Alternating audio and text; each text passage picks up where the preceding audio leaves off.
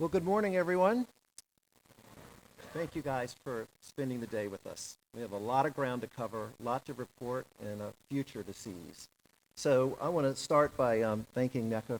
It's great that you're now on our executive committee. And when I think about the executive committee, it's the group that really runs the RVA757 Connects. And I really am so thrilled that NECA's joined us, but I'd like all the other executive committee members just to stand just for a second, because you give a lot of time to our organization, need to be recognized. Just stand up real quickly. Thank you guys so much.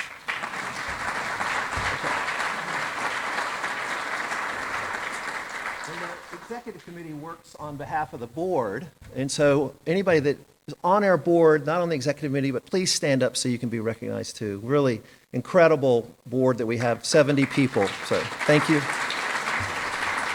Okay.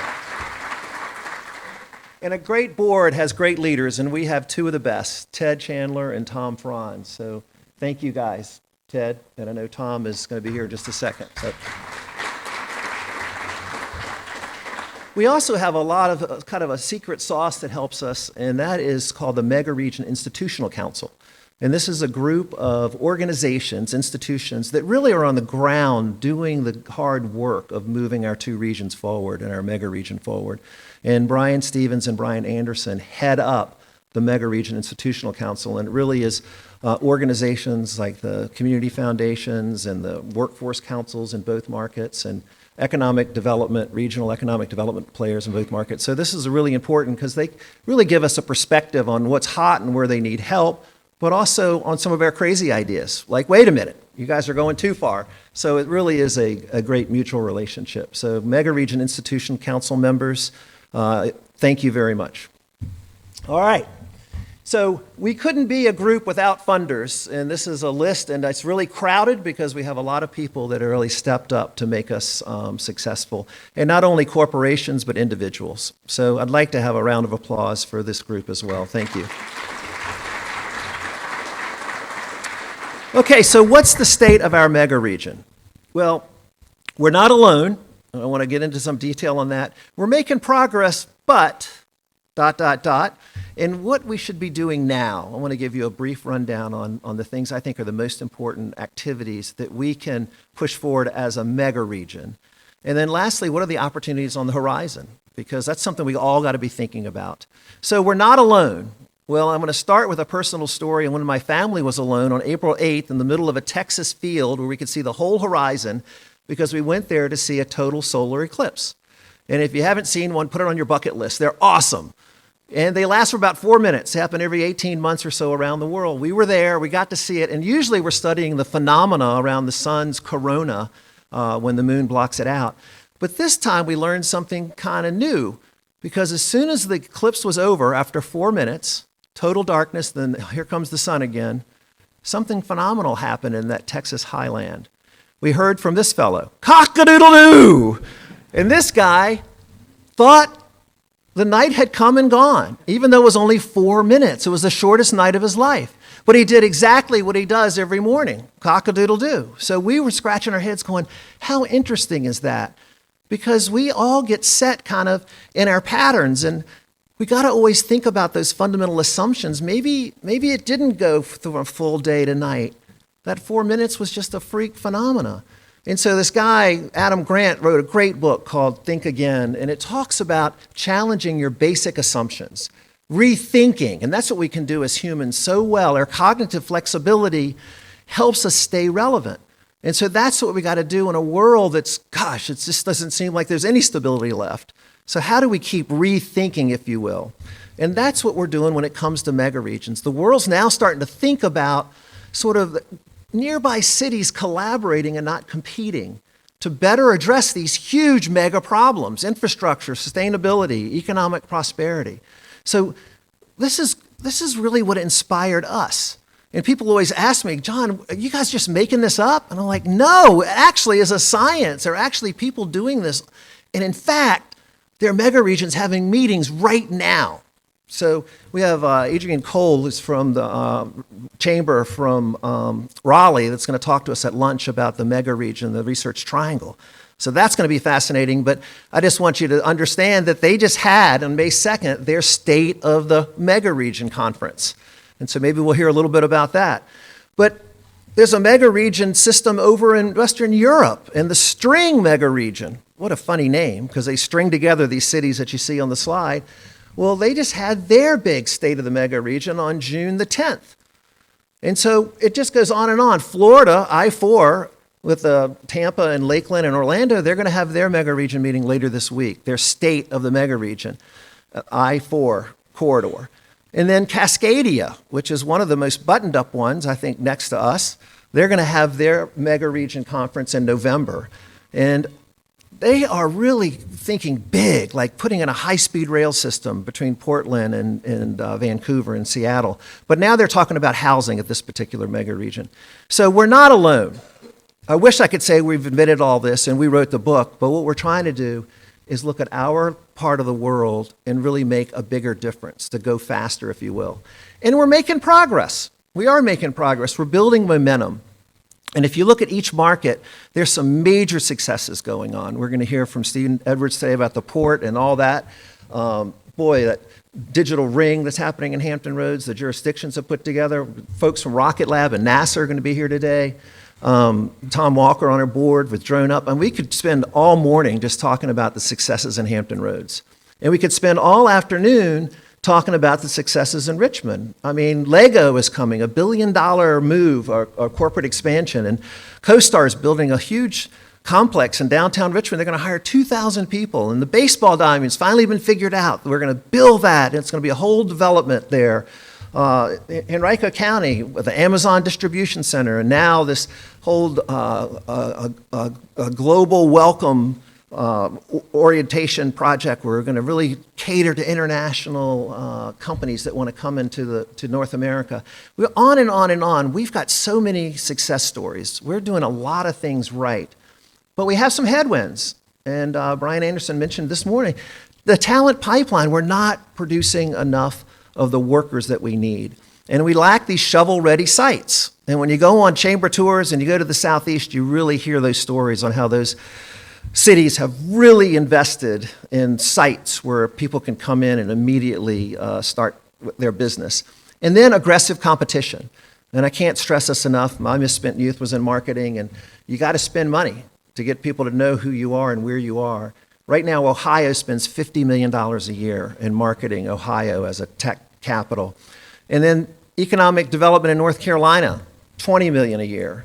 And so you talk to Jason Alcubi, and the state spends about $2.7 million on actual marketing. So we've got to up our game there. So where are we now? And so this is part of the story that I want to get everybody fired up and to say, wait a minute, we can do better than this. We got to go faster. So you look at resident population, you look at employment and gross domestic product in the past 10 years. And we're going to be really fair here. We're going to look at both Richmond and Hampton Roads, but we're going to look at the 11 areas that we compete according to the Alliance and the Greater Richmond Partnership. Most of the time when we're fighting for investment, it's against these cities. So we're not just going to pick on our favorite Charlotte and Nashville and the Research Triangle or Raleigh. We're going to put all these and call it an average of the 11 we compete against. And so look at the growth in population over the last decade, and look at us on the far right. This is the percentage growth. So we're just not growing as fast. And look at the growth, the gap. This is the same sort of number, but just looking at it the last 10 years, that gap between Virginia Beach, Richmond, and their direct competitors is getting larger. We've got to close that gap, if you will. The employment growth, you can see we're just not growing as fast as our direct competitors. And then looking back over those 10 years, you can see that gap getting bigger. And then when it comes to GDP, well, we're just not growing as fast. We need to be above that line and really leading the way if we can. And so that gap has grown over the last 10 years. And so looking ahead, what does it look like? Well, the story doesn't get too much better. Here we are today, and projected out in population, the gap is going to keep growing. There's 11 other places are growing, and for us, not so much in population. And the same with an employment forecast. We're just not growing as fast, so that gap is projected to get a little bit bigger. So it's not all bad news. We've got this momentum going. We've got to wait for the alchemy to really kick in, but I want to take you down a path of the things I think we really should be doing. And many are the things that we are doing. But I want to start by what I want to suggest that we adopt as a theme line. Aubrey Lane got really fired up 2 years ago when he was our keynote speaker, and he left by saying we need to do one thing. We need to think big, act boldly, embrace urgency. That was his sort of call to arms. So I think that's a great tagline for RVA757 Connects and our Megaregion. That's what we need to do to move faster. The first thing is we have to acknowledge there's no silver bullet. We just can't say, oh, if we just did this one thing, that's folly. We got to do a lot of smart things and coordinate them where possible. The second thing is we really got to support our local and regional economic development agencies and our chambers and our workforce councils. I get to be in a lot of these meetings, and they are very, very intense, and people are very smart using data to make decisions, figuring out what are those industries that we really should be targeting? Where do we have a competitive edge, an LQ, a location quotient advantage? And then also Go Virginia does a lot of work in both the councils, Region 4 and 5, and figuring out where are our strategic advantages? And more importantly, how do we inspire connections to get to that critical mass, to get towards that alchemy? And right now, the Alliance has just finished a brand new strategic plan. I encourage everybody to read it and to support them financially. And now the Richmond region are in the final stages of their new strategic plan, relooking at clusters and really trying to have a plan for the next 5 years. So that's coming out shortly. Number 3, and where we really come into play as the Megaregion and RVA757 Connects, is to leverage the power of cross-border collaboration. Just like you saw all those other Megaregions have in their State of the Unions and talking about the issues they think are important, this is where we should focus here. In your packet, on your table, is our value proposition. And it's a lot of bullets, but this is really what we bring to the table to really try to complement and be additive to our economic development partners and workforce council partners. And so we also have this special sauce in our understanding and our relationships. This is looking at the Virginia General Assembly and looking at the number of members that we have at RVA and Hampton Roads. And when you add them together, it's 52, and compare that to Northern Virginia with 42 members. And then most recently, we've had a big shift in leadership to our favor. And so we have the connections that matter, and we have a list of things we want to get done.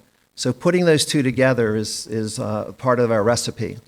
So part of our value proposition is to accelerate big infrastructure projects that help both regions. So I-64 widening, check, that's happening. We're going to get an update from VDOT today. The Long Bridge, we're going to hear today about that progress, and everybody knows that that's the bottleneck in Virginia, even though it's outside our region, really helping to support that construction, because that's going to be able to add so much more capacity south of Northern Virginia. And then the subsea cables and the data centers, and we're going to hear a lot about that today. But the multi-use trails, people always said, well, why are we focused on that? Well, it's not just one, it's many multi-use trails. It's the fall line that connects Ashland to Petersburg. It's the Virginia Capital Trail that goes from Richmond to Williamsburg. And then Reed Nestor's here from the Tidewater Trails Alliance to talk about the trail that would go from Williamsburg to the beach. And then there's the Eastern Shore Trail. So multi-use trails are a hot thing, and I'll explain why in a minute, but it's important that we think about them as infrastructure as well. Another value proposition is to help both regions become more competitive. We have an opportunity to make our region the world's next global internet hub. And you're going to hear a lot about that today. But here's the why. When you look at the proliferation of data, the growth of data, it's just unbelievable. The slope of the slope keeps getting steeper and steeper. And it's just, think about the amount of data that you as an individual use with all of your smart technologies and your smart refrigerators and smart doorbells and all the things you do at work. Yes, it's exploding because we have so many more uses and needs for data. But the real story is not human-generated data. It's It's machine generated, industrial Internet of Things. And just wait till autonomous vehicles come. It's data, data, data. It's data everywhere. And COVID, one of the consequences is we all move to the cloud. So where are you going to store all this so we can all have these advantages? Well, let me share some sort of late-breaking news. Mark Horgan and I were talking about this yesterday. This is a chart that shows the data storage capacity on our planet. And look at Northern Virginia, where there's 300 plus data centers, 15% of the capacity of the planet. Then look down in the top 10 and you get Southern Virginia. So that's us. So if you think about this, holy cow, in the top 10 of all the places on the planet that's responsible for storing all this data, we're on the list. This is pretty cool. We got to learn more about this and get deeper into this, but just on the surface of it, it's like, wow, one more argument that if you want to get involved in the world's digital infrastructure, you better be right here at the center of the world's digital infrastructure. And in fact, it's only a better and better story every day. When you look at the Richmond region, and I want you just to think the broadest definition of that. I want you to go up to like Louisa County and out to Boykin, but just think that right there in the Central Virginia region, there is over $100 billion in future investment, data centers being approved, data centers under evaluation, construction starting. So that's not incorporated into that previous slide. So, wow, this is where it's happening. And how do we leverage it? And so a big vision is, remember that golden crescent from all of our sociology books and learning about that population crescent filling in from Baltimore, Washington, Richmond, Hampton Roads? Well, let's make that the digital infrastructure crescent. Let's really let that fill in to our advantage. So Northern Virginia is part of this equation as a sister in all this, but let us keep moving us forward as fast as possible. And so that's what we've done with the Global Internet Hub. And last year we unveiled this map. I think all of you guys have this pinned up in your office, right? If you don't, call me. But a lot of the economic development agencies do when we're getting ready for a third printing. But the key here is we could not do this without each jurisdiction, each region. This is what it took. Those subsea cables, they've got 8 conduits, eight for fully realized, 6 are taken. And so that network ring that the municipalities are building, moving on to Richmond with our internet exchange and those huge hyperscalers that we have, Meta and QTS, and then other data centers. And then you can't factor out, you have to factor in the incredible competence of Dominion in keeping up with all this. Like 24% of the power they generate is fueling the data centers in their territory. So we've got this incredible story because it's Hampton Roads and Richmond. And all the consultants that look at this go, we were never thinking of it this way. We didn't realize it's actually one big mega region. So it's exciting, and now our map is getting in the hands of the international world. And so there's the guy from MasterCard in charge of MasterCard's data centers. Guy at Google is in charge of all their subsea cables. Subatomic is the association of subsea cable builders and owners. And then IBM's head of data centers. So we are getting out there, and in fact, I'm getting on a plane early this afternoon to go to Portugal to speak to 800 digital infrastructure investors at the Atlantic Convergence conference. So it is as real as it gets and as exciting as all get out. We're not doing this just because we want to be the world's next global internet hub. We're doing this because we want to be the best place on the planet to live where everybody thrives. So making our mega region the world's first equitable digital society is part of what we're all about. And so we're delighted to have run into this group called PCs for People. You're going to meet Casey Sorensen in a little bit later this morning. And he's going to explain to you who they are and what they do, but they're a national refurbisher. And they go in and get old computers from companies, refurbish them, and then work with underserved households and neighborhoods and get the computers out there in people's hands and provide 800 help desk numbers and training and so forth. So you'll hear from Casey his story, but it's remarkable, and it's across 10 large U.S. cities. And so when we first started talking to him, he said, yeah, our model is to have 2 million people in a market, and that's where we are. And as we expand, we're going to look for cities like that. And we said, well, wait a minute. We're 2 million people. We're 1.3 in Richmond region, and then we're 1.7 in Hampton Roads. So combined, we're 3 million people. And I think that argument resonated. And so Casey is going to share with us today what he thinks about our region. And then the other things that we should be doing include increasing, attracting and retaining our IT tech talent. We've got to do this. There's a little bit of numbers here, but I want you to look at this carefully, and I love these big screens in here. Look at the salaries of tech wages, really high. But look at the number of tech jobs, and look at our I-64 innovation corridor, and look at that 10-year annual growth.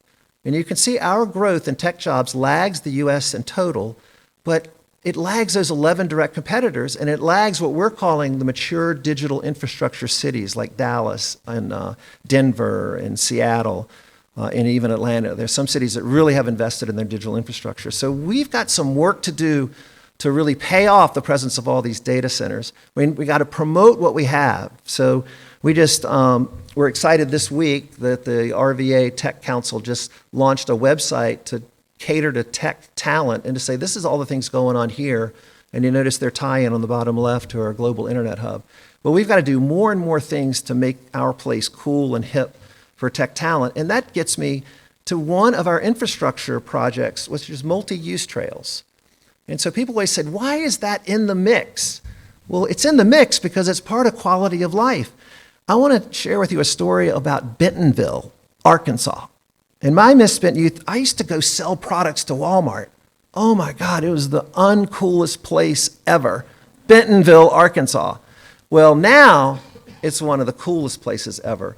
They've got more bike trails per capita than anywhere else, 130 miles of trails, all kinds of trails, bike trails and off-road biking trails, all kinds of things. They have just leaned into it and become the mountain bike capital of the world. If you Google Bentonville and biking, you look at all these terms. I love Trailotopia myself, but unbelievable. And the Waltons had a hand in this, so sometimes you hear Walton's Wheel Wonderland. But one of my favorite ones on here, because I can't believe it, the new capital of cool. Well, who said this? The Wall Street Journal. This small Ozark town, home to Walmart headquarters, is becoming the new capital of cool. And it really is. But its secret is that it's really becoming their economic development foil.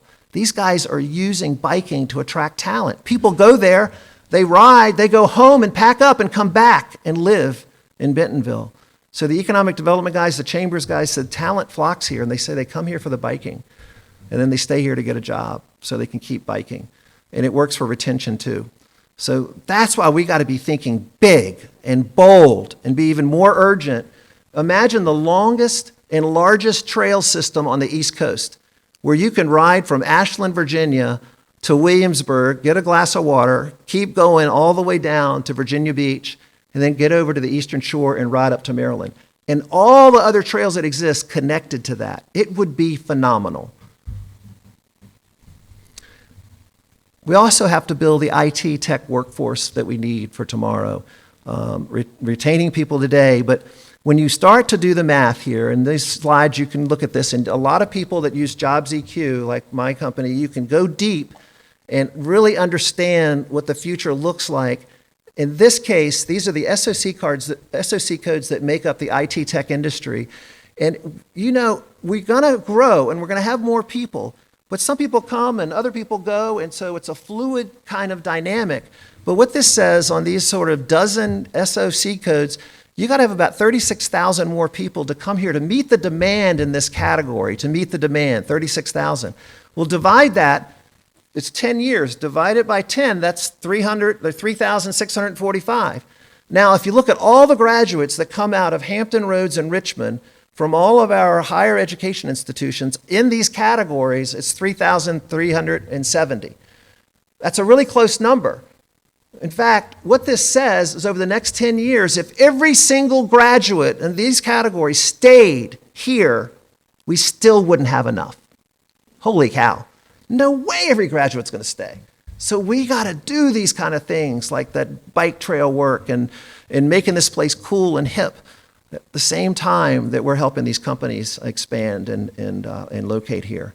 And so this is a monumental task. And I tell you, it's going to take everyone in this room and all these organizations to coordinate what's called these tech talent pathways. And I know I can't keep it straight, and I'm kind of in this business, but we've got to let those workforce councils lead, and we've got to coordinate the community colleges and all this whole ecosystem, and really almost have a conference on this topic in and of itself, because this is going to be our gating factor.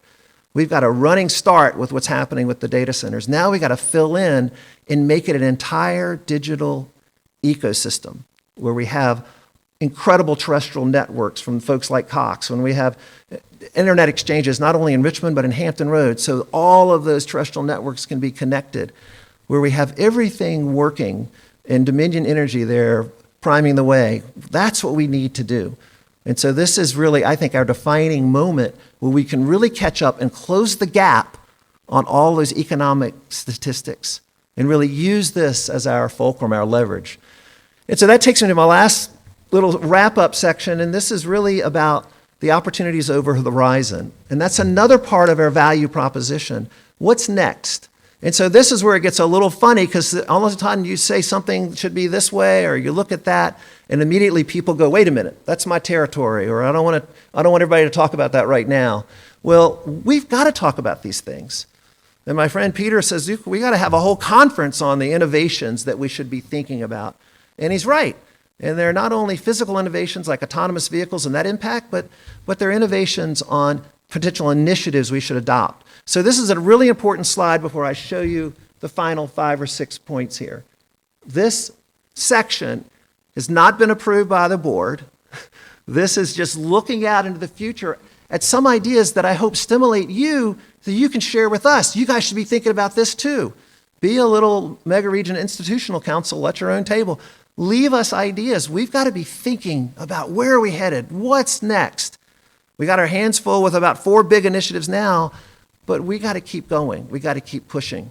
So one idea is, should we all get organized around this messaging that we've got to get more money into our economic development marketing? If Ohio's spending $50 million and our neighbors to the south are spending $20 million, it's time we ramp this up, and it never gets approved in the General Assembly budgets. And maybe that's something we should be thinking about. Another thing is our higher education system. Look where we are compared to the US average on money going to state-supported schools. This is Virginia.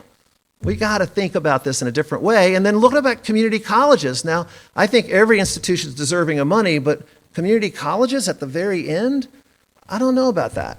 So that's another topic that we should just address in a mature and thoughtful way. And then how about being the cyber capital of the world? 53,000 jobs open in Virginia, cyber jobs, 78,000 in Washington metro area. And we have a strategic advantage in cybersecurity. It's called a location quotient. We have more people per 1,000 in that category. We have a compelling story here. So why not really own this and start really promoting this? Because it's only going to get tougher out there with cybersecurity. And then sports teams. Oh my gosh, we started looking into this. Over the past 15 years, every year a major league sports team has changed a city address. Holy cow, are we even in the hunt for this? Now, some of you guys in the room that maybe have been around for a couple of years, do y'all remember the sports team we used to have in basketball? Virginia Squires. Right. Guess what their home team court was? Hampton Roads and Richmond was their home court, and also Roanoke occasionally. But they were the Virginia Squires. So they thought outside the box. And so we ought to be thinking this way. And I want to end with a point just for my new friend Adrian from North Carolina that you guys are going to hear at lunch today. Wow. What if we really leaned into and got that I-87 built from Hampton Roads all the way to Raleigh? And you're going to hear from JD talking about where we are, DJ talking about where we are on that, really the expansion and the investment in high-speed rail from Richmond to Raleigh. So think about 50 years from now what this could mean. We could be America's innovation triangle. So these are the ideas that we ought to think about, or at least embrace, so we can really start to identify collectively those next concepts that are really going to make us something special here. And I think North Carolina is already on the way here. The first 10 miles from Raleigh already say I-87. So love that. And let's see what we could do there in the future. So in concluding, I want to say that our state of the mega region is amazing. We are doing a lot of great things. I don't think the alchemy is quite hit yet.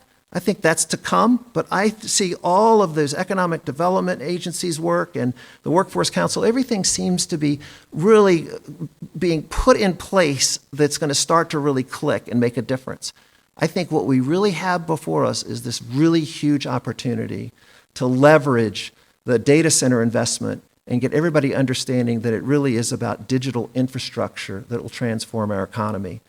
And if we can work on that together and work on that tech workforce, it's going to allow us to close the gap in a short order, and that's what we want.